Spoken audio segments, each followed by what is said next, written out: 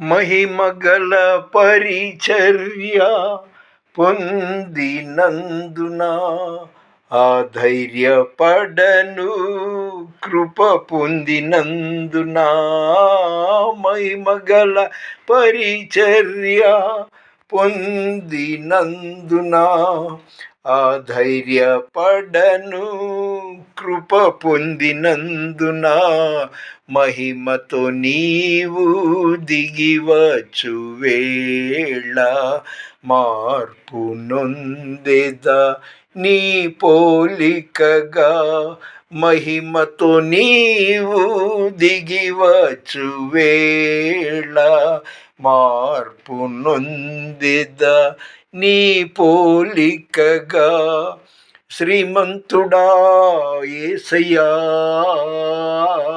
నా ఆత్మకు అభిషేకమా నా అభినయ సంగీతమా. మహిమగల పరిచర్య. దేవుని పరిచర్యకు ధనాశ ఉండకూడదు, కోపం ఉండకూడదు, క్షమాగుణం ఉండాలి. ధనాశ లేదనుకోండి, కోపం ఉందండి, ఉన్నమాట మీ అందరి ఎదురుగా ఒప్పుకుంటున్నాను.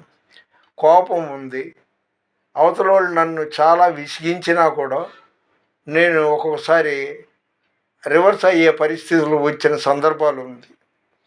చేసిన పాపం చెప్పుకుంటూ పోతుంది. నీ శత్రువుల కొరకు ప్రార్థించమని దేవుడు చెప్పాడు. అది చాలా తక్కువగా చేస్తున్నానండి. ఈ 2 తప్పులు నేను మీ ఎదురుగా ఒప్పుకుంటున్నా. పెద్దవాడిని, దయచేసి మీ ప్రార్థనలో నన్ను జ్ఞాపకం చేసుకోండి. ఎందుకంటే దేవుని పరిచర్య అంటే మామూలు కాదు. ఎన్నో ఎత్తు పల్లాలు, ఒడిదుడుకులు ఉంటాయి.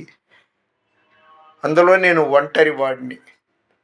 ఇంకా ఎంత భరించండి, కొన్నాళ్ళు భరించండి. బహుశా 2-3 నెలల్లో నేను ఆ ఊరు వెళ్ళిపోతానేమో. నేను పరదేశిని కదా. యేసు నామములో మీ అందరికీ దేవుడు మేలులు చేయునుగాక, మీ కోరికలన్నీ నెరవేరునుగాక. ప్లీజ్ దయచేసి లైక్ చేయండి, షేర్ చేయండి, సబ్స్క్రైబ్ చేయండి. దేవుని పరిచర్యలో మీ రత్నం ఫ్రాన్సిస్. God bless you.